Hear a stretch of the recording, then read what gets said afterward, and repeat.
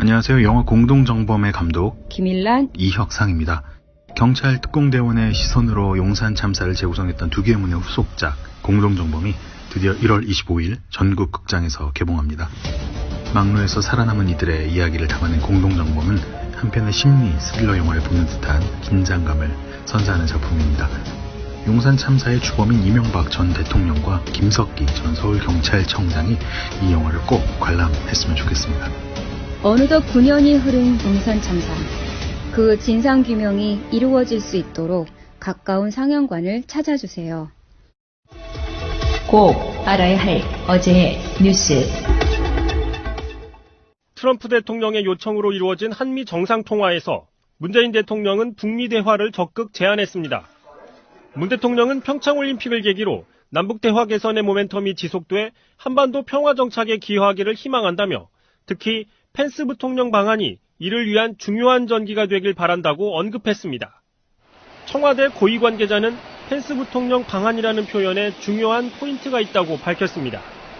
사실상 문 대통령이 펜스 부통령더러 북한 대표단 접촉에 적극 나서라고 제안했다는 해석입니다.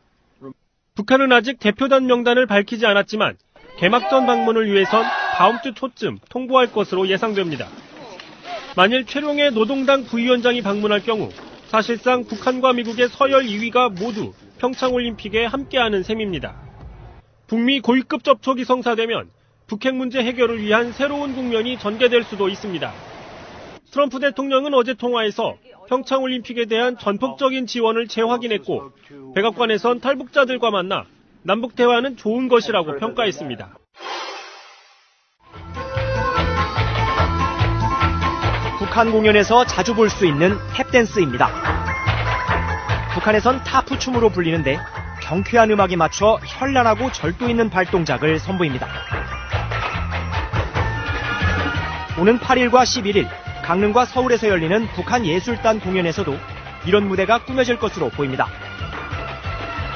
현송월 단장은 사전 점검 당시 타프춤 공연을 염두에 두고 무대 바닥을 꼼꼼히 체크한 것으로 알려졌습니다. 북한은 또 예술단 연주에 남측 노래가 많이 포함될 것이라고 우리 정부에 알려왔습니다. 북한 악단의 연주법으로 볼 때 아침 이슬이나 홀로 아리랑처럼 잔잔한 노래가 대상이 될 것으로 보입니다. 다만 김정은 집권 이후 북한 예술단의 파격적인 변신을 감안할 때 강남 스타일 등 K-팝이 연주될 가능성도 배제할 수 없습니다. 북한 악단이 공식 무대에서 우리 노래를 연주하는 건 극히 이례적인 일입니다. 제재 국면을 풀기 위해서는 남쪽과의 관계 개선 우선이기 때문에 아마 전격적으로 남북관계 개선의 메시지로서 남측 노래를 많이 포함한 게 아닌가 싶습니다. 오늘 마감된 북한 예술단 공연 관람객 공개 모집에는 서울과 강릉을 합쳐 15만 명이 넘게 몰렸으며 서울의 경우 추첨 경쟁률이 468대 1을 기록했습니다. 정호영 전 BBK 특별검사가 오늘 오후 서울 동부지검에 모습을 드러냈습니다. 검찰이 당시 특검 수사를 오해하고 있다면서 적극 해명하겠다고 말했습니다. 수사 내용과 관련 법령을 종합 검토해가지고 수사 결론을 냈습니다. 오해가 있는 부분이 있다면 이번 기회에 적극적으로 바로잡을. 정 전 특검을 고발한 단체들은 2008년 BBK 특검이 직무유기를 했다는 입장입니다. 특검이 다스에서 빠져나간 120억 원을 확인하고서도 말단 직원의 개인 비리로 결론 냈다는 겁니다. 또 이 사실을 언론 발표에서 빼고 검찰에 수사 자료를 넘겨주는데도 소홀했다고 비판하고 있습니다. 하지만 정 전 특검은 부실 수사나 은폐 주장은 사실이 아니라는 입장을 고수하며 반발하고 있습니다. 검찰은 특검이 하나하나 알려주지 않으면 어떤 것을 입건할 수 있는지 없는지 알지도 못한다는 것입니까? 이것을 하지 않은 것은 오히려 검찰의 직무유기라고 할 것입니다. 검찰은 정 전 특검을 상대로 당선인 신분이었던 이명박 전 대통령을 의식해 의도적으로 부실 축소 수사를 한 게 아닌지 추궁하고 있습니다. 정 전 특검이 받는 직무유기 혐의의 공소시효는 오는 21일 끝납니다. 소요 방송 출연자들의 평균 연령은 26세입니다. 청년들의 목소리를 들어보자는 의도로 기획된 방송입니다.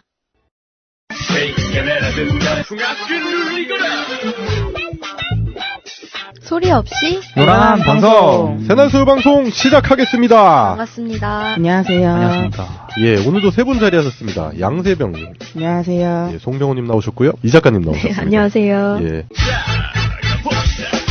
오늘 날씨가 갑자기 많이 추워졌어요. 네, 어제만 해도 되게 포근했는데 네. 오늘 갑자기 또 영하로 확 떨어졌더라고요. 예. 추운 날씨에도 불구하고 녹음실까지 오신 세 분의 열정을 바탕으로 새날소유방송 110화 본격적으로 소리 없이 요란하게 떠들어 보겠습니다. 제도로서의 민주주의가 흔들리고 구타는 일은 이제 없습니다. 민주주의가 밥이고 밥이 민주주의가 되어야 합니다.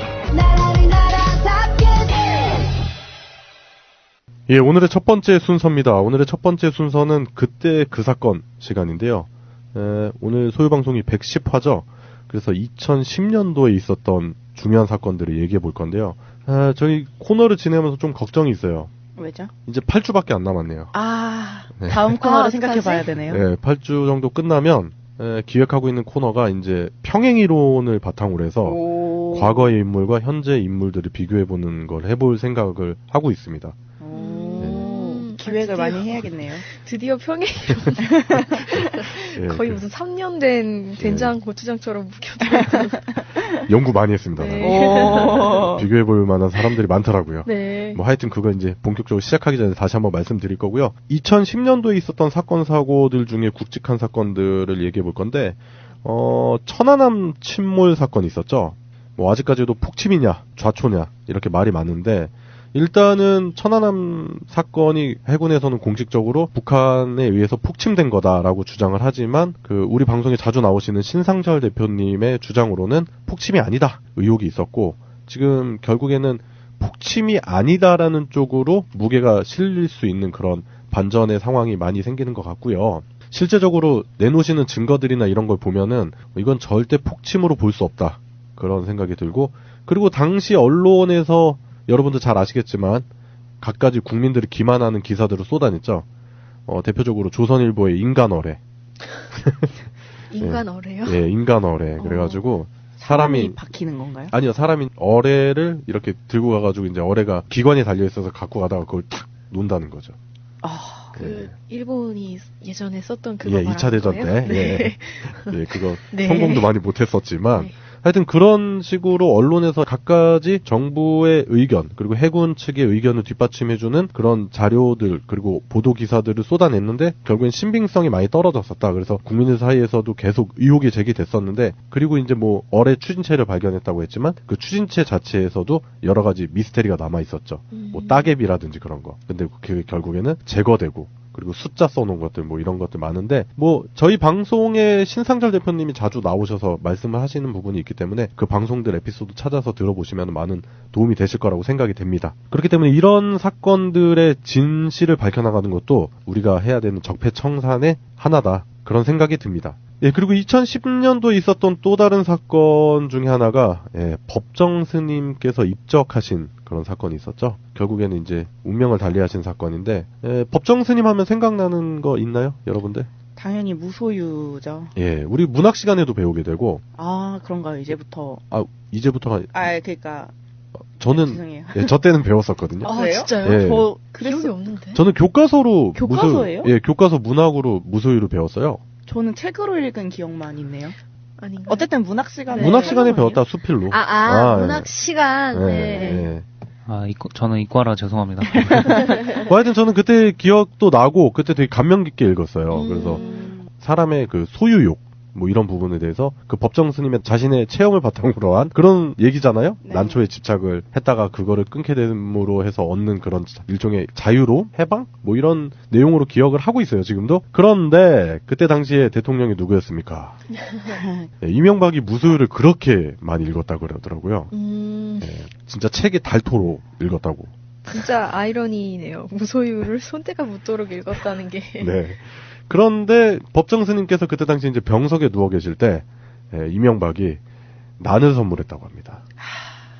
정말 그 책을 읽었다면 매기는 거고 아니면 안 읽었다라고밖에 아니면 그 학생들 독후감 찾아보듯이 무소유 줄거리 난이 나오는 거예요. 그래서 난이구나 이러고 그냥 줬던 거 그렇죠. 네, 그 둘 중 하나죠. 난초의 꽃말. 네. 참모들도 병신들이었고 내가 봤을 때는 아무도 그걸 말리지 않았다는 게. 네.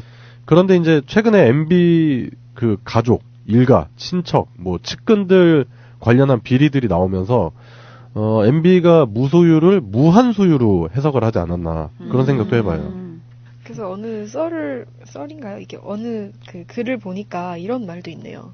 네. 그 무소유를 즐겨 읽으셨다는 이명박이 법정 스님의 조화로운 삶도 추천했는데 네. 그 조화로운 삶이 책 제목이 아니라 출판사 이름이라고 이로써 읽지 않은 것으로 네. 결론이 나야 될 것 같습니다. 이 책이 잘 팔리는구나. 이 출판사를 사야겠다.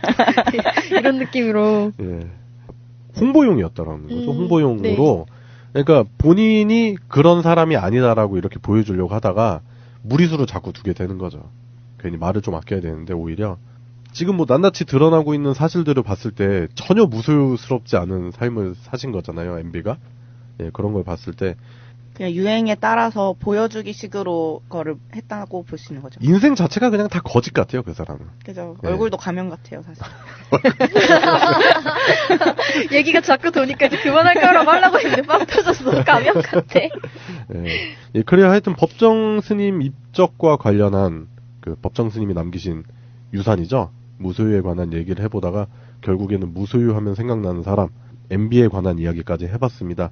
2010년에 또 다른 뭐 여러 가지 크고 굵직한 사건들이 많은데 두 가지 사건을 찝어서 얘기를 해봤습니다. 천안함 침몰 사건, 예, 법정 스님 입적과 관련한 이야기도 한번 해봤습니다. 예, 오늘의 첫 순서였습니다.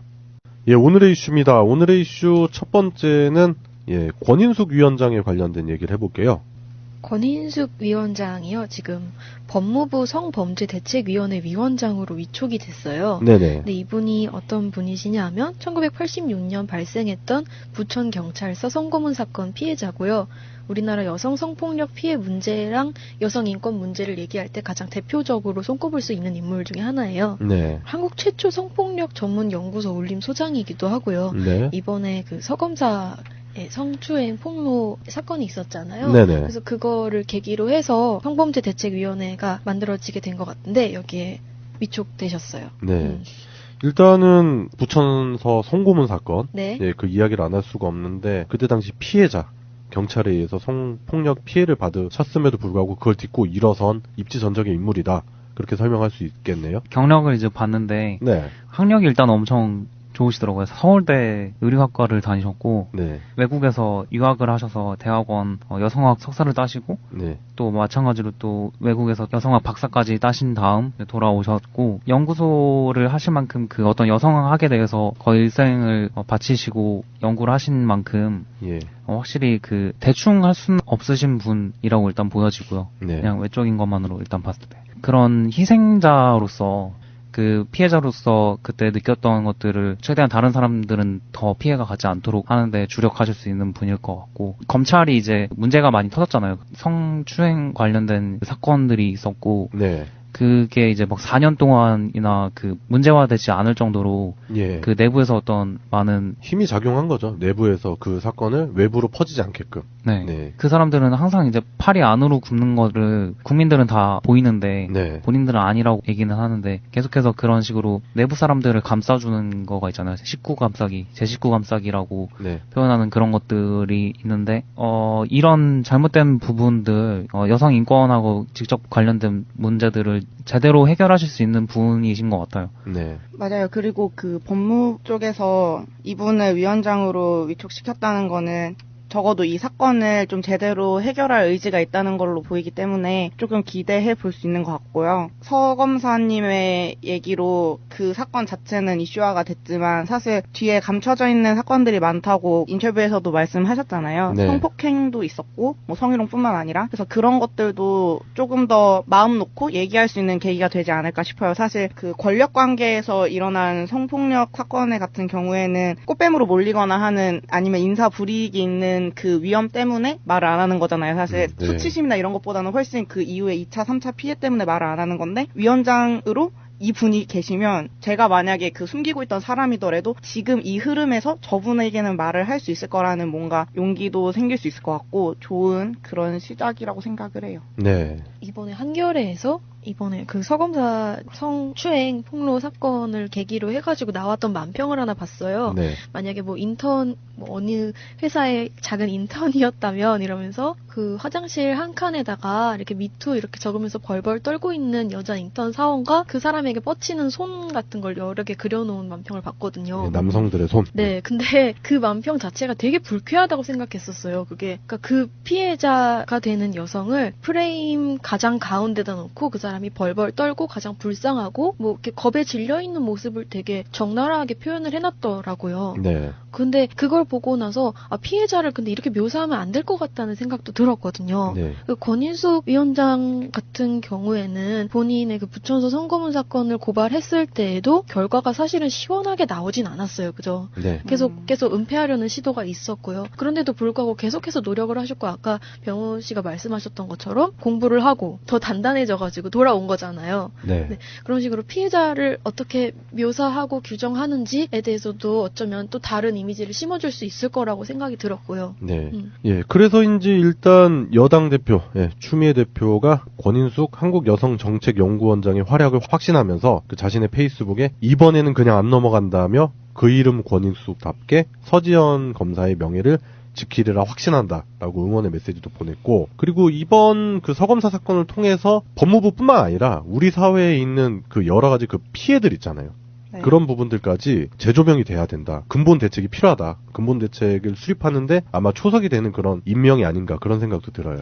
그리고 이번에 서검사 사건이 사실 시작된 지 얼마 되지도 않았는데 벌써부터 정말 사람들의 많은 공감을 받은 그런 트윗이나 댓글들을 봐도 저 여자가 그래서 원하는 게 뭔가라는 식의 흐름으로 뭔가 가고 있는 게 보이거든요, 최근에. 네. 보면은 그래서 뭐 가해자가 처벌받으면 끝 아니냐, 왜 이렇게 계속 뭐가 이렇게 계속 나오냐, 그리고 왜 이거 비슷한 경험 있는 사람들이 뭘 얻으려고 이 시점에 어떤 이익을 위해서 그 과거의 일을 꺼내느냐 하는 게 저는 한두 명이 헛소리인 줄 알았는데 대다수의 흐름이 이런 식으로 가고 있어요. 그게 언론에서 그 가해자인 사람들을 약간 얘기를 안 하고 주로 그 법무부 장관이 메일을 확인했느냐 안 했느냐 아니면 사과를 했느냐 안 했느냐 말을 바꿨다 아니다에만 초점이 막 가 있으니까 사람들이 그런 거에 물타기가 돼서 결국에는 지금 저 법무부 장관을 끌어내리기 위해서 서검사가 저런 말을 꺼냈다라는 식의 뭔가 흐름으로 가고 있는 게 보이거든요. 근데 이게 한샘 때도 그랬었고 네, 맞아요. 어떤 사건이든지 간에 이런 누군가 용기를 내서 얘기를 하면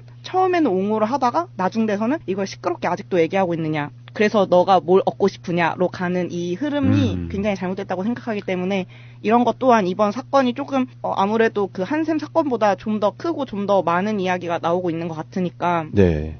이 기회로 사회 분위기가 잘 만들어졌으면 하는 바람이 있습니다. 이 부분을 좀 더 넓혀서 좀 생각을 해보자면 사실은 그 자리에서 보일 수밖에 없는 거잖아요. 사실 네. 그런 피해가 일어나고 있는 상황, 가해가 일어나고 있는 상황이. 근데 그걸 보고도 그냥 방조했던 사람들, 그리고 뭘 얻어내려고 그러느냐 이런 식으로 꽃뱀 프레임을 또 물고 늘어지려는 사람들은 또 같은 이 사람들도 사실은 가해자가 아닌가, 이런 시각도 좀 살펴볼 필요가 있는 것 같아요. 그렇죠. 2차 가해가 일어나는 거죠. 그래요. 권인숙 위원장 어떻게 보면은 당시에 그 시대를 봤을 때 그런 일이 오픈되는 것 자체가 상당한 핸디캡으로 작용할 수 있는 거거든요. 네. 그 상처 자체도 깊었겠지만 그런 걸 다시 외부에 알려서 진실을 규명하려고 하는 시도 자체도 사회적으로 고운 시선으로 보기가 어려웠었던 그런 시절임에도 불구하고 끝까지 그 피해 사실을 통해서 다른 사람이 이런 피해를 안 당하게끔 일종의 초석을 만들어 놓으신 거잖아요. 어떻게 보면 그 뒤로는 다시 재발하기가 힘든 그런 케이스가 되는 건데, 그런 분이 이제 그 뒤로도 여성 인권이라든지 관에서 공부를 하셔가지고 이번에 그 법무부 산하 성희롱 성범죄 대책위원회 위원장으로 위촉되신 거 보면은 참 대단하신 분이다라는 말밖에는 드릴 말씀이 없는 것 같아요. 예, 그래요. 법무부가 성희롱 성범죄 대책위원회 위원장으로 권인숙 위원장을 위촉한 일에 대한 이야기를 해봤는데, 이번 위촉은 어떻게 보면은 그 법무부 자체에서도 국민들의 실망을 저버리지 않으려고 하는 그런 의지가 좀 보이는 것 같아요. 좀 다행스러운 인사다 그런 생각이 듭니다. 그 뭐 법무부 조직뿐만 아니라 이 땅에 이런 피해를 받는 모든 여성분들을 응원하는 차원에서 이야기를 한번 해봤습니다. 오늘의 이슈 첫 번째였습니다. 예, 오늘의 이슈 두 번째입니다. 오늘의 이슈 두 번째는 입에 참아 담기 힘든 그 이름, 홍준표와 류여의 얘기를 해볼 건데, 일단 홍준표 대표가 MBN의 자유한국당 당사 취재를 거부한다라는 통보를 했어요. 지금 그게 문제가 되고 있죠. 사실은요, 정말 이 두 사람의 모든 문제를 그냥 다 떠나서 생각할 때 사실 홍준표랑 유해가 뭘 하건 뒤지고 볶건 진짜 관심 없거든요. 네. 네. 지들이 뭘 하건. 네. 네. 그런데 일단은 저는 여기서 이제 짚고 넘어가고 싶은 게 홍준표가 언론을 대하는 태도. 네. 그렇죠. 과거 아니죠. 최근에 그런 얘기 했었잖아요. 뭐 SBS 관련한 얘기도 있었고, 그다음에 경남일보 관련한 그런 얘기도 있었는데 지금 MBN도 그런 식으로 생각을 하는 것 같아요. 자신에게 조금 불리한 보도를 했다고 해서 그 언론 자체를 자기 당사에 출입 못 시키게 하는 그런 조치? 이게 과연 그 당대표가 할 만한 조치일까요? 그리고 거기도 또 쪼잔하게 그 기사 내용 전체를 문제 삼기보다는 자기가 할 말도 없으니까 그 단어 하나 잘못돼서 오보된 거 그거 가지고 물고 넘어지는 거잖아요. 네. 그 오랫동안에 수년간으로 쓴 거 때문에 그게 마치 그 수년간이란 단어 하나가 자신의 성희롱범으로 만들었다라는 식으로 네. 뭔가 프레임을 씌우면서 그 기자를 몰고 가는데 싸우려면 기자가 아니고 류여해랑 싸워야 되는 거잖아요. 성희롱이라고 한 건 그 사람이니까. 근데 애꿎은 그냥 기자만 그렇게 그 단어 하나로 트집 짜서 날려버리는 게 그냥 다 자기 밑으로 보고 있다라는 게 보여지는 거죠. 예, 그런 홍준표 당대표 행보와는 반대로 류여애 씨는 그 성희롱이 뭔지도 모르는 것 같다 막 이러면서. 아 근데 그거는 진짜 홍준표가 너무 무식하게 류여애가 다 맞는 말을 했어요. 그 페이스북에 있는 글은 좋아요를 누르고 싶을 정도로 다 맞는 말만 글은 했어요. 정말 조리 있었어요. 네, 조리 있게 얘기했어요. 왜냐면 그거잖아요. 너 왜 성희롱해? 무슨 소리야? 나는 바람을 펴본 적이 없어. 나는 우리 아내를 너무 사랑해. 막 이런 얘기하고 있는 거잖아요. 그렇죠. 둘이 따로 이렇게 토론의 장을 만들어줬으면 참 좋겠다는 생각을 해요. 페이스북 방송 같은 거 해주면서. 네.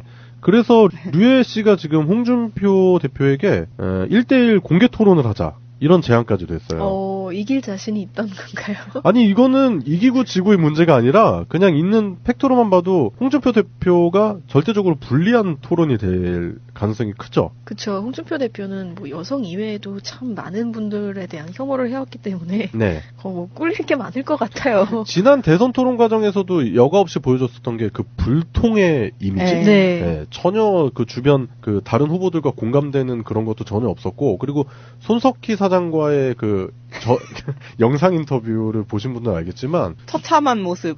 제정신인가 이런 생각이 들었어요. 저는 그 전혀 상식 밖의 그런 모습들을 보여주면서 토론에 임하는 그런 자세라든지 토론을 할 만한 깜냥이 안 된다라는 걸 본인이 여과 없이 보여줬던 그런 모습들을 기억한다면 지금 현재 본인의 논리가 빈약하잖아요. 그런 상황에서 만약에 류여애와 토론을 한다, 공개 토론을 한다 그러면은 뭐 홍준표는 가루가 되겠죠. 했으면 좋겠어요. 너무 재밌을 것 같아요. 절대 안 할 거죠. 절대 안 절대 한다고. 안 하겠죠. 절대 안 한다고 저는 생각 확신합니다. 예. 다만 우려가 되는 지점은 이 류여해 전 최고위원이 성 관련해서 네. 자꾸 그 미투 운동, 요즘 그 미투 운동이 있잖아요. 네. 그거를 좀 약간 자기의 정치적인 도구로 좀 사용하려고 끌고 가려는 그런 움직임처럼 보여질 수도 있겠다는 생각이 들었어요. 예, 저도 그 부분이 그 지금 일단은 뭐 큰 파도가 생겨 파도 타기를 같이 하려고 하는 그런 꼼수로 보인다.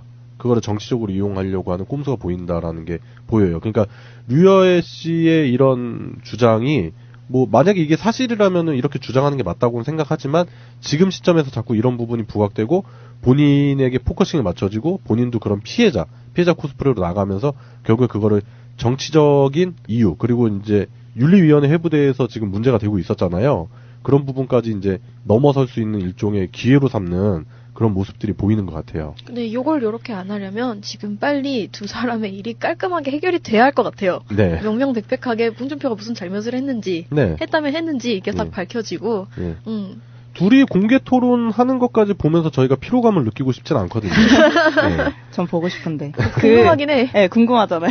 아니 근데 그 류여해 씨가 계속 얘기하는 게 사실 막 없는 자리에서 우리들끼리의 뭔가가 있었다라고 얘기하는 게 아니고 그 남들이 다 있던 자리에서 그런 것들을 얘기하는 거기 때문에 사실 뭐 명실이 밝혀질 만한 뭐가 없어요. 그냥 이미 팩트는 있는 거고 홍준표가 사과를 하느냐 안 하느냐의 얘기밖에 없는 건데 저는 사실 그 류여애 씨가 이거를 정치적으로 뭔가 악용을 한다면 문제가 있지만 그냥 정치적인 어떤 목적을 취하면서 미투 뭐 얘기하는 것 정도는 별로 문제가 없다 생각하거든요. 저는 그 트위터에서 보니까 류여해의 이 미투라는 거를 조롱하는 글을 너무 많이 봤어요. 근데 사실 류여해가 앞서서 무슨 헛소리를 했든지 간에 나도 내가 얼마나 청렴경백한지를 보여주는 운동이 아니잖아요, 미투는. 그냥 나도 내가 이 정도 사회적 지위가 있는 사람임에도 불구하고 나는 이 안에서의 그 위에 권력에 있는 남성에게 이런 일을 당했다라고 얘기를 하는 건 그렇게 그대로 받아들여져야 되는 것 같은데 너무 조롱할 필요는 없죠. 근데 양세병님 말도 맞는데 일단 류여애라는 사람이 당시 이제 위치를 좀 살펴볼 필요가 있는데 최고위원회 위치였어요. 그리고 홍준표는 당대표. 그러면은 그게 어떻게 보면 지금 그 미투에서 벌어진 대부분의 피해 여성들이 이제 수직 관계에서 나타나는 그런 피해들이 많은 거잖아요. 그렇죠. 그런 거와 등치시키기엔 조금 무리수가 있다. 류여애의 주장이. 저는 그런 부분을 좀 봐야 된다고 생각을 하고, 그리고 류여애가 아까 이 작가님도 말씀하셨지만 진실을 얘기하면 돼요. 어떤 식의 그런 피해가 있었는지. 그 뭐 주모 발언이라든지 그런 부분 얘기했는데 추가적으로 더 많은 뭐 사례가 있다면 그런 사례를 낱낱이 오픈을 하고 그거에 대해서 그 홍준표의 정식적인 사과를 요청을 하는 게 맞는데 지금 1대1 공개 토론을 제안하는 것 자체가 그런 행위 자체가 그렇게 순수한 의도로 보이지가 않아요. 저는. 그렇죠. 이슈를 만들려고 하는 거죠. 주목을 받으려고 하는 게 보이긴 하죠. 네.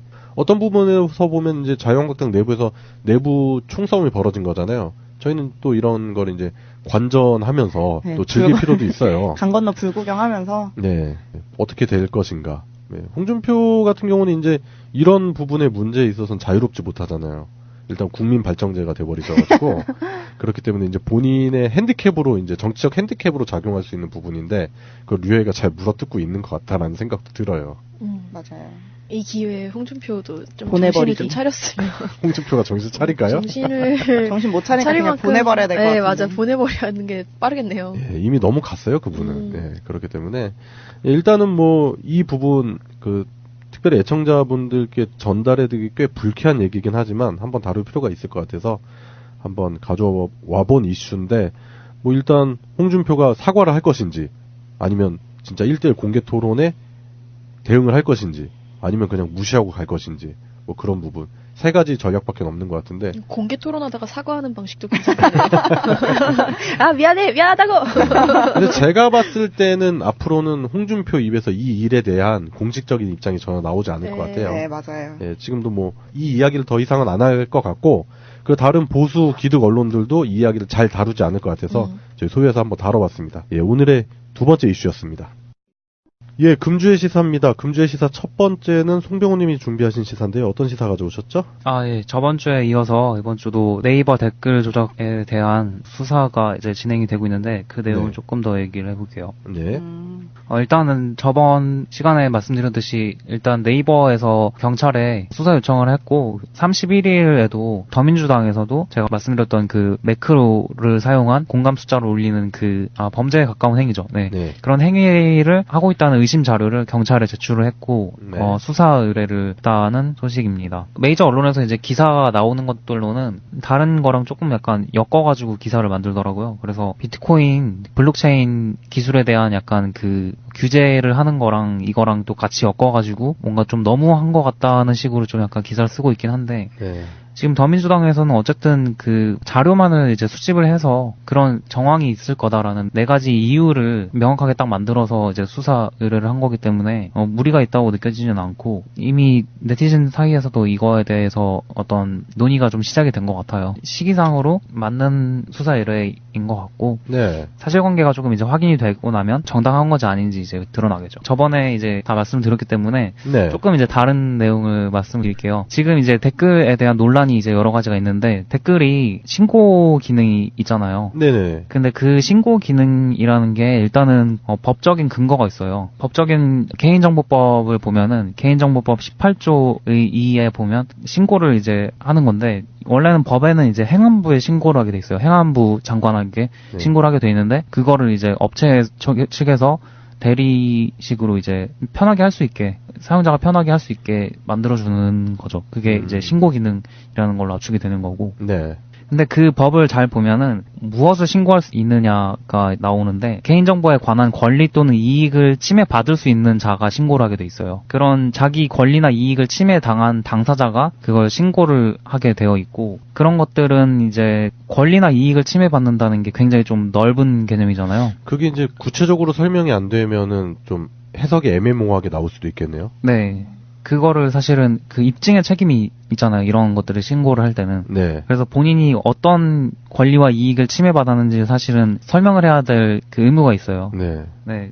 신고 내용을 사실은 잘 들여다보면은 신고를 받아주는 입장에서 그걸 잘 들여다보면 많은 사실을 알 수 있게 되죠. 사실은 이제 그 댓글들을 보면은 두 가지로 나뉘어요. 신고가 되고 나서 이게 그냥 접힘이 되는 댓글이 있고 네. 완전 삭제돼서 내용을 볼 수가 없는 댓글이 있어요. 네.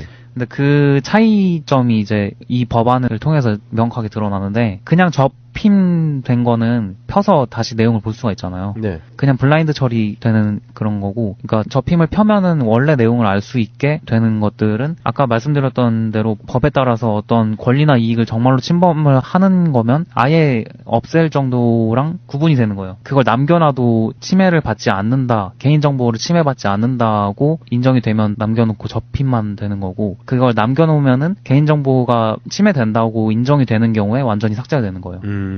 그걸 판단하는 주체는 이제 온전히 네이버의 법리적인 해석인데, 네. 그러니까 그게 이제 까놓고 말하자면 그런 거예요. 사실하고 약간 무관하게 단순 비방하는 것들은 접힘이 되고, 네. 그렇게 생각하시면 되고, 완전 팩트 폭력인 거 있잖아요. 네. 사실에 완전 연결되어 있는 내용들은 삭제가 된다고 보시면 돼요. 여러 사람이 봤을 때 안 좋은 게, 그러니까 네. 직접적으로 권리나 이익을 침해받는 거죠. 그 사람이. 당사자가. 사실을 올렸는데, 네. 사실을 올린 게 그 당사자한테 피해가 가게 되면, 네. 그게 법적인 문제가 되는 거여서 그걸 삭제할 수밖에 없는 입장인 거죠, 네이버에서. 명예훼손. 네, 그렇죠. 네. 그게 이제 사실을 적시한 명예훼손에도 네, 예. 연결이 되죠. 사실을 적시하더라도 그러니까 그런 식으로 게재가 되면은 그 사실을 적시한 사람도 처벌을 받을 수 있어요, 현행법으로.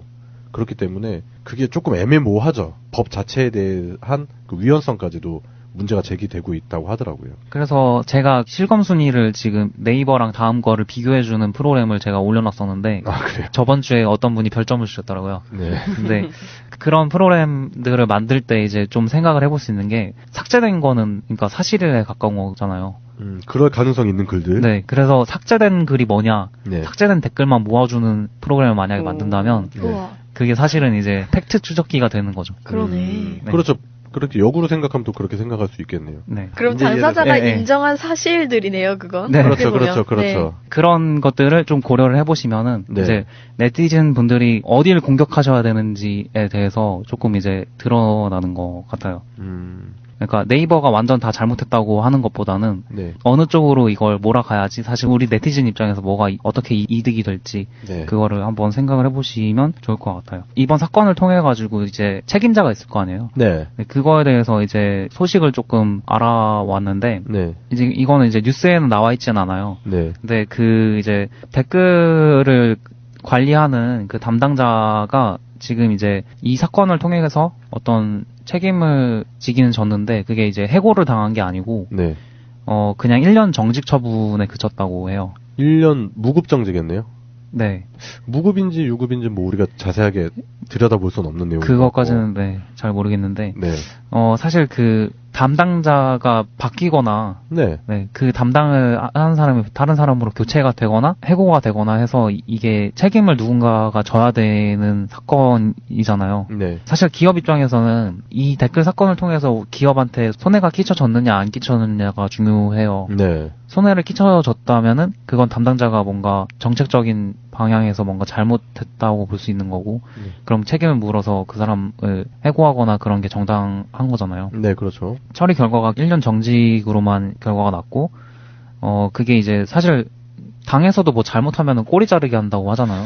잘 들어보면 1년 정직이라는 게 솜방망이 처벌 아닌가요? 네, 그 점을 이제 말씀드리고 싶은 거예요. 이게 그 네이버 지금 대표인 한성숙 대표가 네네. 그 사실 예전에 스포츠 쪽을 이제 담당할 때 댓글 쪽을 조작하는 사건이 있었는데, 네. 그때 그것들을 책임자로 있으면서 그거를 방관하고 약간 오히려 약간 주도한 게 아니냐라는 문제 제기가 있었어요. 근데 그 사람이 지금은 이제 대표가 됐기 때문에 네. 내부에 징계위원회를 꾸리고 징계 방향을 결정할 때 주요한 역할을 하게 되어 있는데, 그 결과가 해고가 아닌 1년 정직에 해당하는 솜방망이 처벌을 하게 된 게 한성숙 대표가 여론 조작이나 댓글 조작에 너무 너그럽게 생각하고 그걸 할 수 있는 거다라고 생각하는 게 아니냐. 그렇죠. 안일하게 네. 지금 대응한다라는 모습이 보이고. 네, 그렇게 볼 수가 있는 거죠. 마치 그 양아치 조폭 집단들이 그런 거 많이 하잖아요. 무슨 큰일 생기고 나면 야, 너 한 1년 동안 일본에 갔다가 조용하면 다시 들어와. 뭐 그런 느낌. 네. 네, 그런 느낌의 처사가 아닌가. 네, 그렇죠. 근데 그런 것도 사실은 이제 꼬리 자르기를 하려면 제대로 네. 잘랐다가 나중에 들어오라고 하든가 1년 정직이 뭐예요? 그러니까 정직이 뭐야. 네. 덜 자른 거야. 이렇게 덜렁덜렁 하고 있는 건가? 정이 많은가? 그러니까 네이버 내부에서도 좀 이게 되게 중요한 일이다라고 생각은 하는데 네. 그거를 제대로 정말로 제대로 대책을 내놓고 있는가 그걸 좀 자숙을 좀 더 했으면은 좋겠습니다. 예, 그래요. 네이버 댓글 조작 사건 지난주에 이어서 두 번째 시간인데 일단은 언론에 안 나온 얘기입니다. 네이버 현재 댓글 담당자가 1년 정직 처분을 받았다. 지금 언론에서 다루고 있지 않죠. 그 네이버 쪽에서도 나올 만한 얘기는 아닌 것 같은데 일단은 저희 새날 소유방송에서 처음 보도를 드리는 부분이고요. 그리고 일단은 한성숙 대표 그분이 댓글에 대해서 어떤 입장을 취하고 있는지를 이번 처분을 통해서 또 알 수 있다. 그런 것까지 추측을 해본 것 같아요.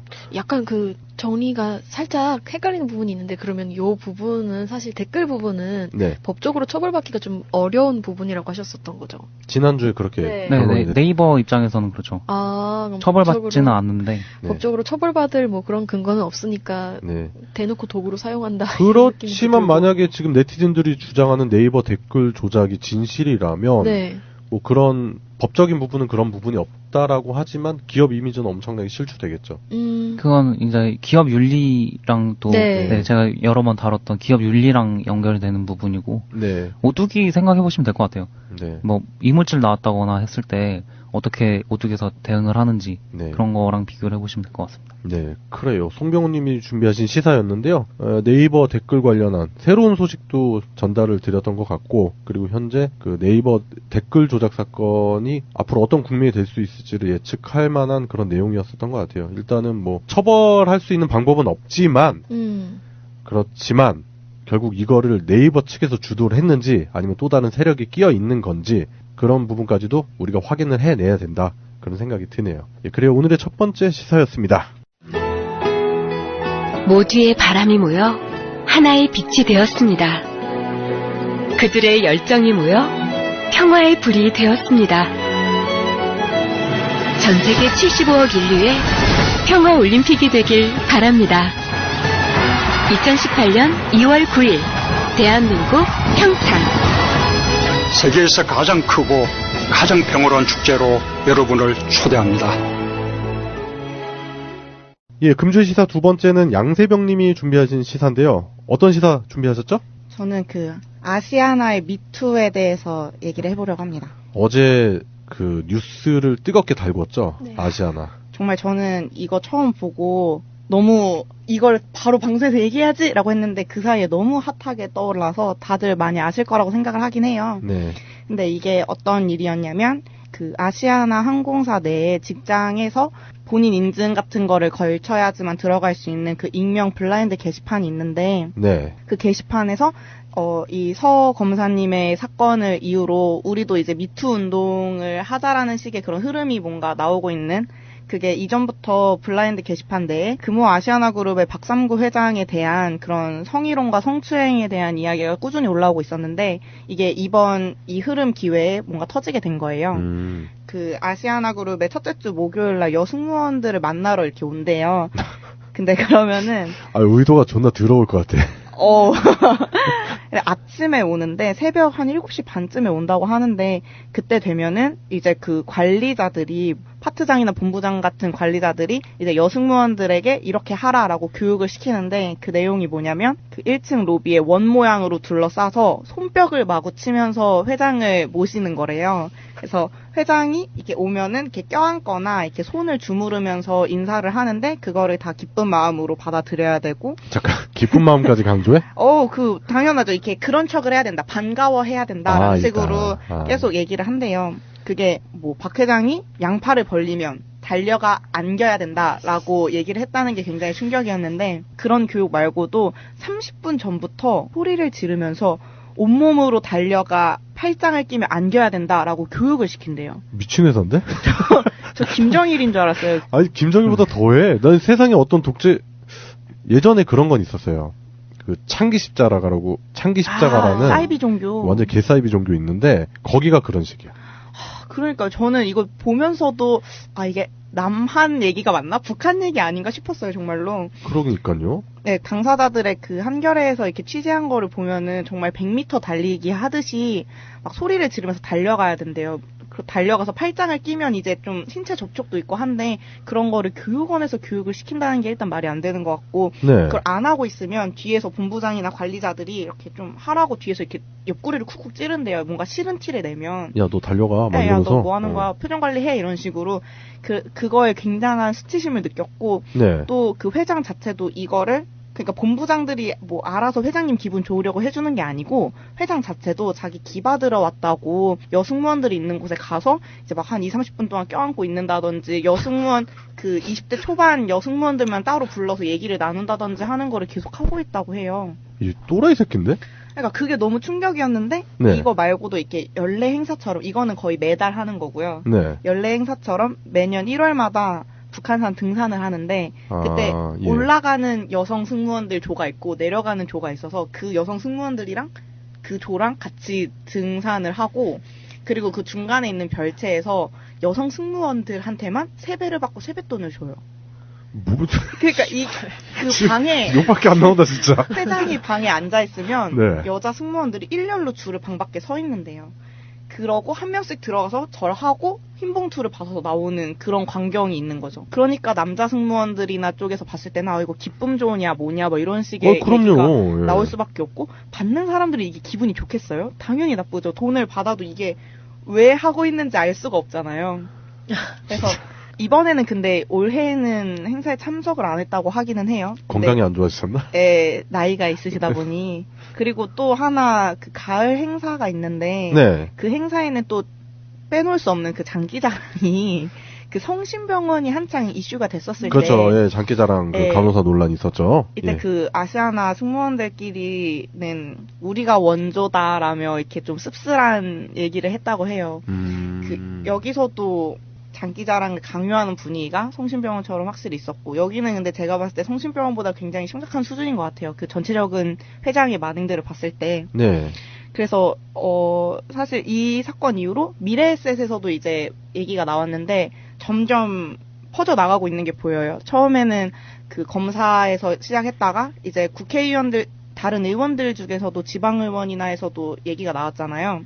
그 뭐 노래방에서 뭐 성추행을 당했다라는 얘기도 있었고 뭐 네. 그런 얘기가 있다가 이제 각종 회사들로까지 퍼지고 있는데 이게 그 한샘 때보다 더 뭔가 파급력이 크게 느껴지는 게 사실 성심병원 때도 아시아나가 터질 수 있었고 한샘 때도 터질 수 있었잖아요. 근데 이번 사건에 터진 이유가 제가 생각했을 때는 조금 더 권력 관계에 집중이 되어 있는 그 말단 사원과 뭔가 고위 직원보다도 더 심하게 안 그래도 비행기 내에서 성희롱이나 성차별을 많이 당하고 있는 그 승무원과 그 회장의 관계의 그 수직적인 게 굉장히 더 심하잖아요. 네. 근데 그게 이제 검사라는 그런 여성으로서 가질 수 있는 굉장히 높은 지위에 있는 거잖아요. 어떻게 보면 사회적으로. 네. 거기에서 사건이 터졌을 때 뭔가 이제는 말할 수 있다라는 분위기가 나온 것 같기도 했어요. 네. 그 애초에 미투 운동이 아까 정민님께서 얘기하셨던 것처럼 단순 성폭행이라기보다는 좀 더 사회적인 권력 구조 문제가 좀 더 있는 운동이었잖아요. 네. 이게 원래 2017년도 10월에 영화 감독이었던 하비 와인스타인의 성폭력이랑 성희롱을 비난하기 위해서 이제 외국에서 시작된 건데 이 사건 이후로 이제 뭐 가수계나 아니면 뭐 헐리우드 배우들이나 그런 외국에서 이렇게 퍼져왔던 거고 이게 처음 그 우리나라에서도 많은 뭐 문당내 성폭력이나 뭐 영화계 성폭력 이런 걸로 미투가 나오긴 했었는데 이 정도로 선풍적인 그 이슈를 만들어내지는 못하다가 이번에 뭔가 서검사의 이야기가 그 한국 미투 운동의 시작이라고 불릴 만큼 뭔가 이슈가 되고 있는 것 같아요. 그런데 이런 문제 제기가 결국엔 아까도 우리가 얘기했었던 명예훼손으로 한 방에 갈 수가 있는 부분이 있기 때문에 그 명예훼손 논란 있잖아요. 네. 그런 부분에 대해서 법적인 그 재검토가 필요하지 않을까 그런 생각도 해요. 아, 맞아요. 예, 이렇게 왜냐면은 이런 피해자들이 법적인 그런 절차를 밟는다는 게 그렇게 쉬운 일은 아니거든요. 그럼요. 왜냐면 그 안에서 안 하는 사람도 있을 거고 하는 사람도 있을 거고 하는 사람들이 소수다 보면은 결국에 큰 권력 집단이랑 맞서야 되는 상황이기 때문에 보통은 포기하고 그렇기 때문에 이제 소소하게 얼마나 억울한 마음이 들겠어요. 그래서 그런 부분을 표출하면 그것도 잡아내서 명예훼손으로 걸어버리고 진실임에도 불구하고 그렇기 때문에 이런 부분에 대한 그 법적인 재검토도 필요한 상황인 것 같고 미투 운동이 확산되고 있어요. 제가 봐도 많이 확산되고 있고 저 또한 이제 사회생활을 한 20년간 해보다 보니까 제가 봤었던 케이스들이 막 떠오르더라고요. 봤었던 케이스. 저도 아닥하고 있었을 때도 있었지만 어쩔 때는 문제 제기를 하고 같이 싸워준 적도 있었었는데 그런 부분들이 막 생각이 나더라고요. 그래서 앞으로 정말 아예 없어질 수는 없겠지만 이게 너무 많다라는 거죠. 지금 현재. 그렇기 때문에 이런 부분이 분명히 개선돼야 된다. 이것도 적폐다. 저는 이렇게 생각이 들더라고요. 맞아요. 그 직장 내에 뭐 성희롱 내담자를 대상으로 설문조사를 했을 때 응답자 중에 57%가 성폭력 문제 제기로 회사에서 불이익 조치를 받았다고 답을 했대요. 네. 이런 그 정황이 있으니까 사람들이 얘기를 못하는 것도 있고 그리고 성폭력이 사실 직장 내 성폭력뿐만이 아니더라도 가해자가 본인의 우월한 지위를 이용해서 피해자를 착취하는 범죄라는 측면에서 사실 남녀 문제가 아니라 확실한 이거는 권력 관계 문제거든요. 네. 그래서 항상 그렇잖아요. 그 밤늦게 돌아다니지 말라라는 말이 그 자체로도 멍청한 말이지만 더 의미가 없는 게 사실 성폭력은 안면이 있는 사이에서 당하는 경우가 확률적으로도 훨씬 많거든요. 네. 근데 그런 경우에는 절대로 친척이나 아니면 교사나 이런 식의 그 권력 관계 안에 있었고 남자 같은 경우에도 성폭행을 당하는 경우에는 뭐 거의 군대 선임이거나 뭔가 여성 상사거나 하기 때문에 이런 직장 내 성폭력이 명백한 갑질이라는 거를 사람들이 인식을 해야 되고 약자를 내 마음대로 할 수 있다는 생각에서 비롯된 게 그게 성적으로까지 가는 거기 때문에 이거를 단순한 그냥 뭐 흔한 성폭행 문제, 성폭력 그냥 뭐 여성의 뭐 피해자, 뭐 꽃뱀 막 이런 식의 문제들로 생각하기보다 좀 더 사회적인 권력 문제로 생각하는 게 제3자들이 피해자들이 목소리를 내기에도 목소리를 내고 나서의 그 사후 문제 해결에 대해서도 좋은 영향을 낼 수 있을 것 같아요. 네. 이 미투 운동이 그래서 의미 있는 효과를 내려면 그 얘기가 있어요. 미 퍼스트, 위드 유 운동과 병행이 되어야 된다고 하는데 사실 이 말이 별로 많이 들어보진 못했잖아요. 근데 미투는 나도 그랬어 라고 얘기를 하니까 제가 아까 전에 얘기했던 그 공감수가 많던 댓글이나 트위터에서 봤을 때 가해자 처벌을 위해서 그러니까 아까 얘기한 것처럼 뭐 정치적이거나 아니면은 뭔가 자신의 개인적인 이익을 위해서 피해자 코스프레를 하는 게 아니라면 너가 원하는 거는 가해자의 사과 아니면 처벌일 것인데 네. 그 가해자를 명백히 제시하지 않고 그냥 나 이거 당했어 뭐 카더라식으로 얘기를 하는 거가 이상하다라는 식으로 뭔가 많이들 얘기하는데 그런 사람들이 얘기할 수밖에 없는 거는 명예훼손 때문에 아까처럼 얘기한 것처럼 명예훼손 때문이고 내가 먼저 얘기해주고 같이 있다라는 거를 사람들이 얘기해주는 그런 직장 내 문화 지지해주는 그런 문화가 빨리 자리를 잡아야 된다는 생각을 하고 이 미투 운동이 그거에 굉장히 의미 있는 첫걸음을 하고 있다고 생각을 합니다. 네. 아까 이 작가님이 그런 말씀하셨잖아요. 수수방관한 사람들 아니면 알고서도 그냥 모른 채 했었던 사람들 그 사람들도 가해자일 수 있습니다. 예, 그렇기 때문에 지금 뭐 아시아나뿐만 아닌 것 같아요. 지금 뭐 아시아나에서 불거져 나오는 이런 문제들을 통해서 다른 곳에서도 또 이런 피해 사례들이 많이 또 나와서 확산이 될 것 같고 미투 운동이 아까 양세병님이 말씀하셨던 미 퍼스트 위드 유 그런 운동이랑도 접목돼서 확산이 돼야 될 필요가 있다. 저는 그렇게 생각이 드네요. 그래요. 양세병님이 준비하신 시사였습니다. 완전한 대한민국 문재인과 손잡고 다시 하는 우리 대한민국 끊지 마세요. 끊지 마세요. 예.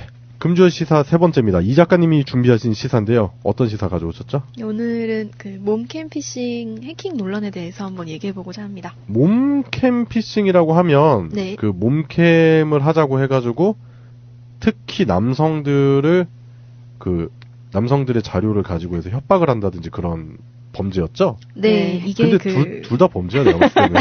둘 다 바보야. 왜 그렇죠. 옷을 막 벗고 그래?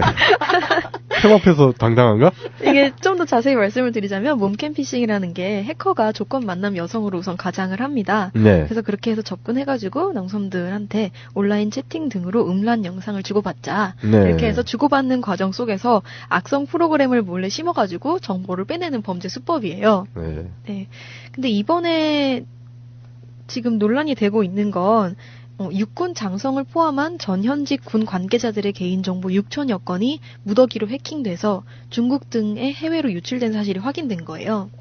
고위 장교들. 네. 이겠네요. 그래서 이 리스트에는 군 출신의 현직 청와대 고위 관계자 개인 정보도 포함되어 있고요. 네. 그래서 이를 뒤늦게 파악한 군 당국은 지금 이 개인 정보뿐만 아니라 각종 군 기밀 사항이 같이 유출됐을 가능성이 있지 않을까. 이래서 지금 진상 파악에 나섰습니다. 그 송병호님 기술적으로 그 몸캠, 그러니까 내가 가진 컴퓨터에서 캠을 켜서 누군가 접속을 했을 때 그 상대방이 내 컴퓨터에 있는 자료나 이런 것들을 해킹할 수 있는 게 가능한가요? 해킹의 주요 목적이죠. 그렇다면은 여기서 유추해 볼 수 있는 게 그 해킹을 당했다라고 하는 사람들이 아니면 그 사람들 중 일부가 이런 몸캠 사이트에 접속을 했다라는 얘기네요? 아, 예, 그렇죠. 그런 경우가 많아요. 원래 어떤 보안 위협은 스스로 가지고 있는 어떤 위협점을 노출시켰을 때 그걸 공격해내는 경우가 많아요. 그래서 당사자가 그런 걸 노출한 거죠, 사실. 그런데 접속해서. 그러니까 접속을 했다라는 거잖아. 근데 그거 근데 군 생활 해보신 분들은 다 아실 텐데 군 생활 하는 분들이 좀 그게 있잖아요. 아니, 근데 그것도 아니고 약점이 심하죠. 고위 장교 막 이런 사람들이 네. 하니까 더 충격적인 것 같아요.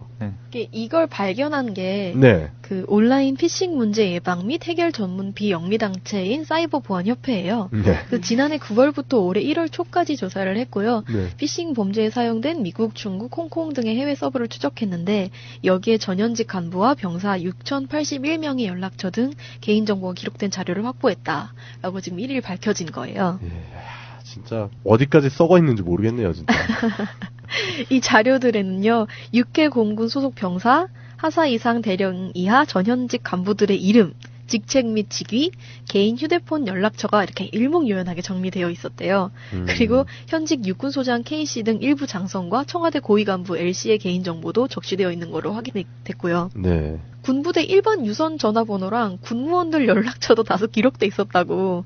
그러면은 군 부대 내에 있는 PC로 네. 예, 접속을 한 정황이네요, 이거는. 그렇죠. 왜냐면 그런 리스트들이나 그런 게 이제 보통 그죠. 그런 PC의 보안으로 돼 있는데 그 보안 PC를 가지고 했다라는 걸로 볼 수도 있어요, 지금. 그거는 조금 과도한 추측일 수 있는 게 그게 보안 PC에는 자료들은 일단 실시간으로 암호화가 돼요. 그게 제가 군 생활할 때 그게 처음 적용이 됐었는데 네.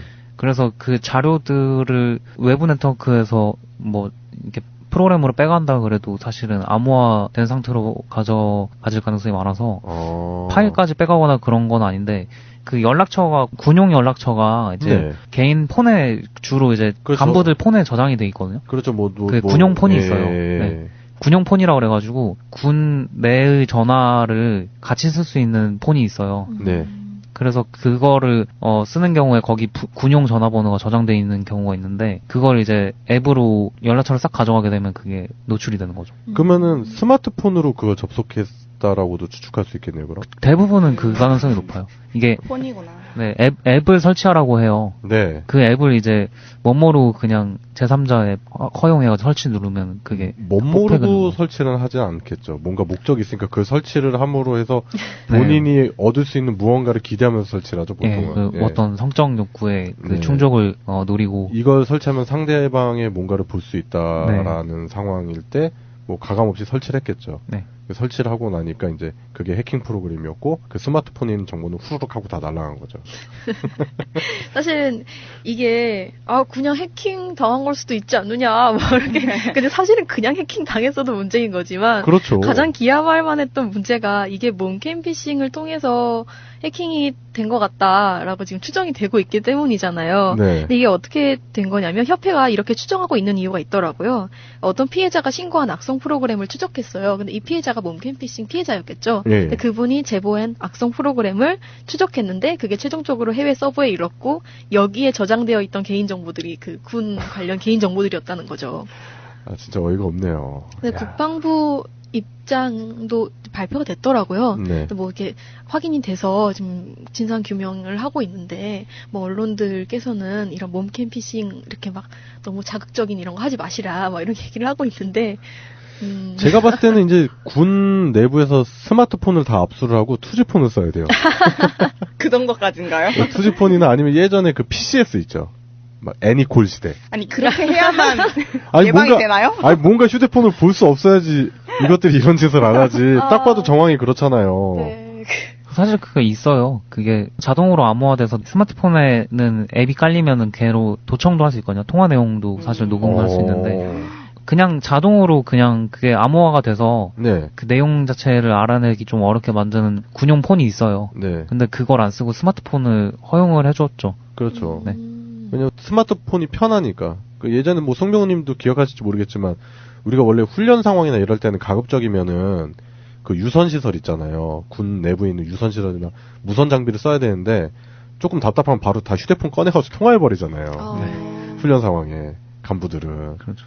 네, 그런 부분들을 생각한다면 지금 현직도 뭐 이제 스마트폰 시대이기 때문에 다 그러지 않았을까라는 생각도 들어요. 그래서 사이버 보안협회에 따르면요. 사실 6,081명으로 끝날 일이 아니더라고요. 매달 10명 정도 군인들이 피싱, 특히 몸캠 피싱에 걸려들고 있는 것으로 파악되는 상황이고요. 네. 이번 건 말고도 드러나지 않은 유출 피해가 더 있었을 것으로 보인다고 합니다. 이게 솔직히 일반인이 당해도 이 피해자 자체도 되게 부끄럽고 부도덕하게 이렇게 지적될 수 있는 문제잖아요. 네. 그래서 이번 케이스는 조건 만남 여성을 성매수하기 위해 시도했다가 몸캠 피싱에 걸려든 것이기 때문에 훨씬 더 부끄럽고 또 화가 나는 일이죠. 그렇죠. 그런데다가 그 정보들이 해킹이 돼서 네. 군 내부 정보들이 해킹이 돼서 해외로 유출이 돼버린 사건이기 때문에 이건 그냥 단순히 뭐 몸캠 피싱 피해 뭐 해킹 이런 부분을 떠나서 군 내부 기강 문제랑도 연결이 될 수 있는 거거든요. 지금 보안이 이렇게 취약하게 뚫린다라는 건 심각한 문제라고 생각이 됩니다. 그래서 이제 새 정부에서 이제 국방개혁이라든지 이런 부분도 지금 천명을 해놓은 상태고 과거 그 적폐 기간 동안 그 군 내부의 적폐도 엄청나게 많이 쌓여있기 때문에 이런 부분 통해 가지고 그 새로운 국방개혁, 그 새로운 국방, 더 단단한 국방을 만들기 위해선 이런 부분도 발본색원해서 조사를 해야 된다. 그런 생각이 드네요. 사실 현재 확인된 거는 신상 정보 유출뿐이지만 아까 네. 말씀하셨던 것처럼 뭐 그 폰을 좀비폰 같은 네. 걸로 만든다던가 네. 하면 좀 더 많은 정보를 빼갈 수 있는 것 아닌가 이런 우려를 하고 계시는 분들도 정말 적지 않고요. 네. 이게 뭐 기강회의 정도로 설명할 수 없는 진짜 약간 잘못된 성관념이 이미 거기 박혀 있고 그것이랑 더해서 기강회의가 같이 더해져가지고 나온 정말 화가 나는 일인 것 같아요. 네. 그러니까 이제 군 간부들도 주기적으로 성교육이라든지 네. 이런 거 받아야 될 것 같아요. 이거 받아야 될 것 같아요, 진짜로. 성상담이라든지 이런 거. 수가 너무 많아요. 아직까지 충격인 건 그 6,800 그 숫자예요.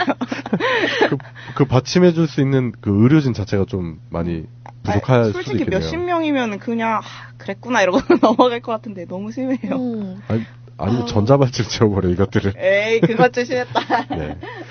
그래요. 이 작가님이 가져오신 시사 몸캠 피싱과 기밀 누설에 관한 이야기인데 일단은 좀 더 조사가 이루어져야겠죠. 네, 좀 더 조사가 이루어져야 될 것 같고 근본적으로 원인이 무언지 군 내부에서 해결책을 못 내놓으면 안 될 그런 상황인 것 같아요. 좀 심각한 상황이네요. 그냥 뭐 단순히 웃고 넘길 만한 해프닝은 아닌 것 같다. 네. 그런 생각이 들고 뭐 또 야속하게도 많은 언론에서 이 부분을 무시하고 넘어가고 있다. 예, 그런 부분도 많이 아쉽네요. 예, 그래요. 이 작가님이 준비하신 시사를 끝으로 새날 소유방송 110화 오늘은 여기까지 하겠습니다. 감사합니다. 감사합니다. 여기까지 합시다. 한 발짝 늦은 뉴스.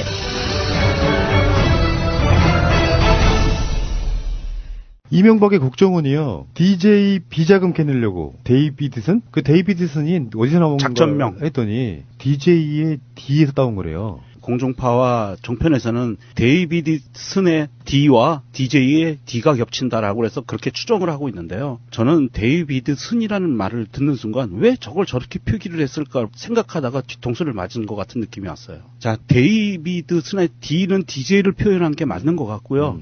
참 마음이 아픈 게 옛날엔 김대중 선생님이라고 불렀는데 그걸 비하하기 위해서 뭐라고 그랬죠? 선상님. 선상님이라고 그랬어요. 그래서 데이비드슨이라고 표현을 한 것 같아요. 그렇지 않았을까? 저도 그런 생각 예. 해봤었는데 어쨌건 그 이명박의 국제공원이 DJ 비자금이 있다는 걸 캐내기 위해서 막 하다가 결국에는 미국 국세청 직원한테까지 뇌물을 줘요. 자료 달라고. 아니 미국 국세청 직원이가 처벌받았을까요?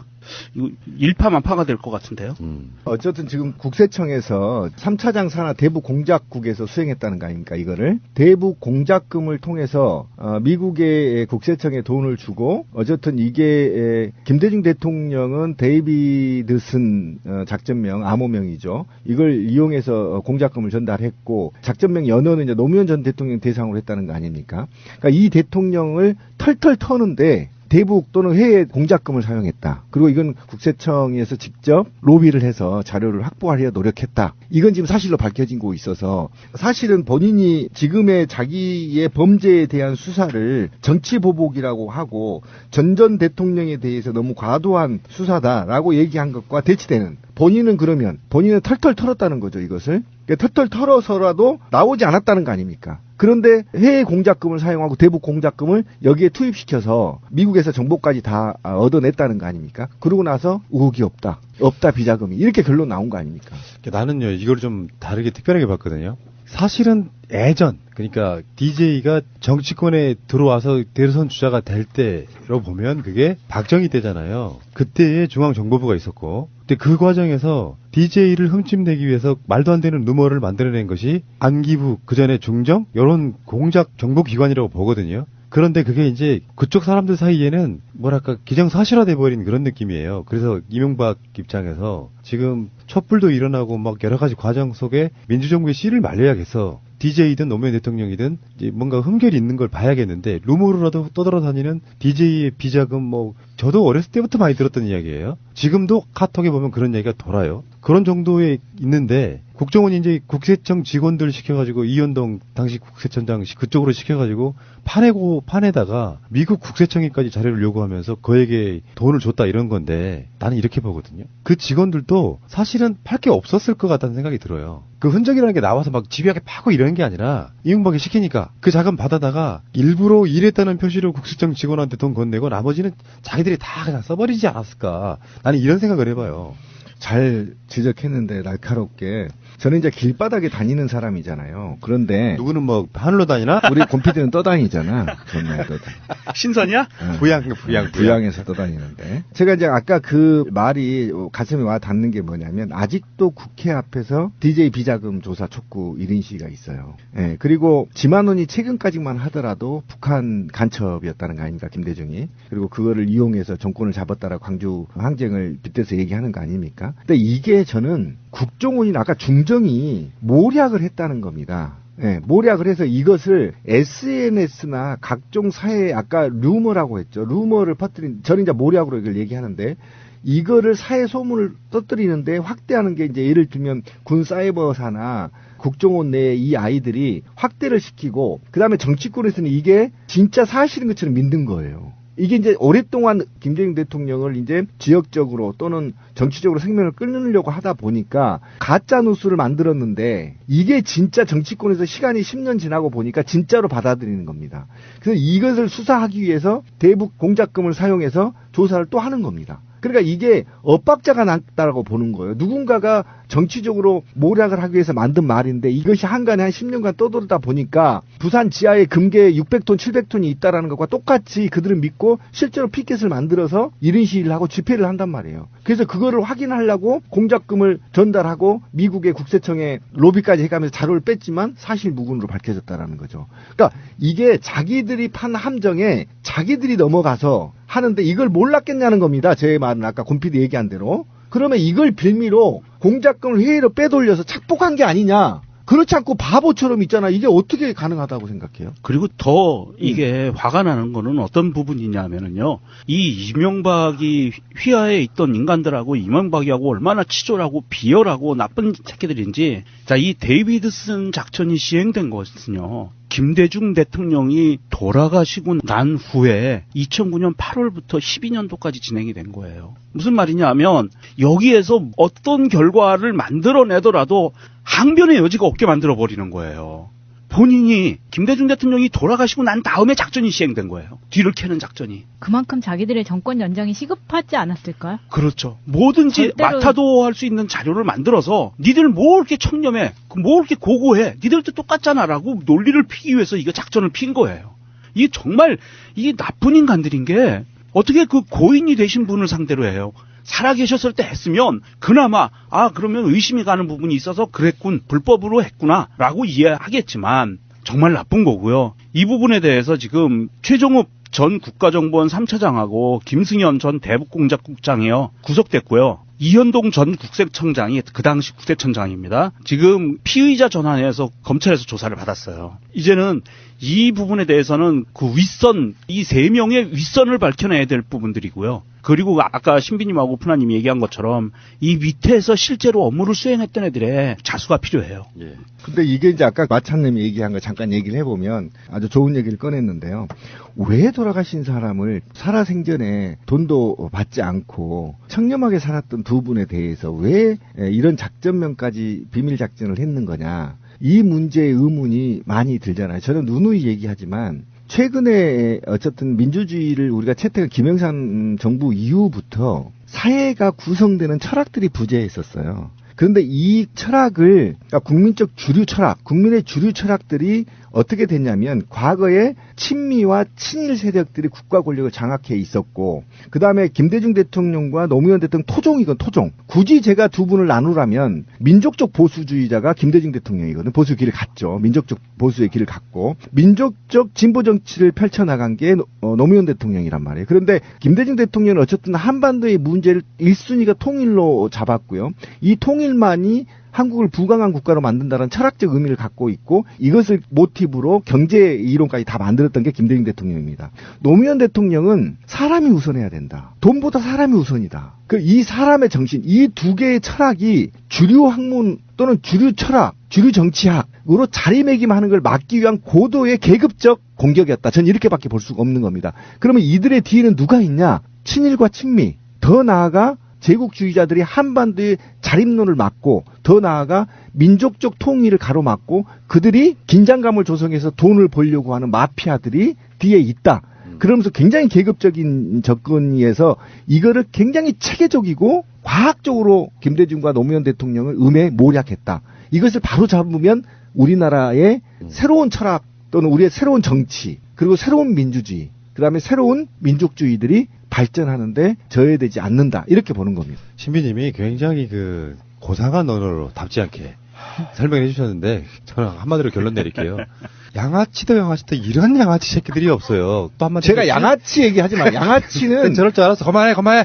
최소한의 룰이 있어요. 양아치. 담배꽁초는 버려도 나보다 어린 애들은 때리지 않습니다. 나보다 약한 사람 때리지 않는 게 양아치예요. 다음 방송에서 뵙겠습니다.